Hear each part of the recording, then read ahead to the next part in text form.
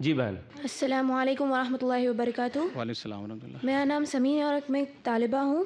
مہربانی کر کے اس بات کی وضاحت کیجیے کہ کن حالات میں جھوٹ بولنے کی اجازت دی گئی ہے؟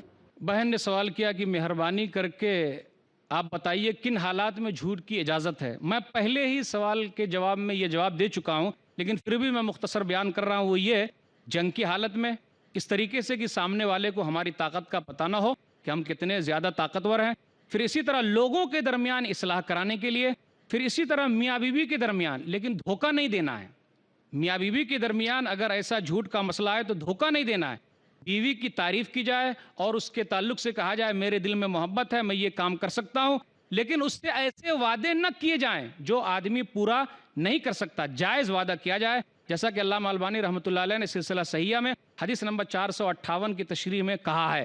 پھر اسی طرح آدمی کی جان کا خطرہ ہے، آدمی کو مارا جائے گا یا اس کو مجبور کیا جائے گا کہ تم یہ کام کرو، اگر نہیں کرو گے تو تمہارا خاتمہ ہو سکتا ہے، تم کو یہ کر دیا جائے گا، تو آدمی کو چاہیے کہ وہاں مجبوری کے تحت کفر کا کلمہ کہہ دے، لیکن دل میں اطمینان رکھے۔ تو یہ چند وجہیں ہیں جہاں پر آدمی کو جھوٹ کی اجازت دی گئی ہے، لیکن کوشش کرے آدمی کہ یہ دل میں اس کے تعلق سے سچ بات رکھے۔ ظاہری طور پر امت کی اصلاح ہو، اپنی ذاتی چیز کو چھوڑ دے، امت کا جس میں زیادہ فائدہ ہو تو آدمی ارتکاب و اخف الضررین کے تحت جھوٹ بول سکتا ہے۔ واللہ اعلم بالصواب۔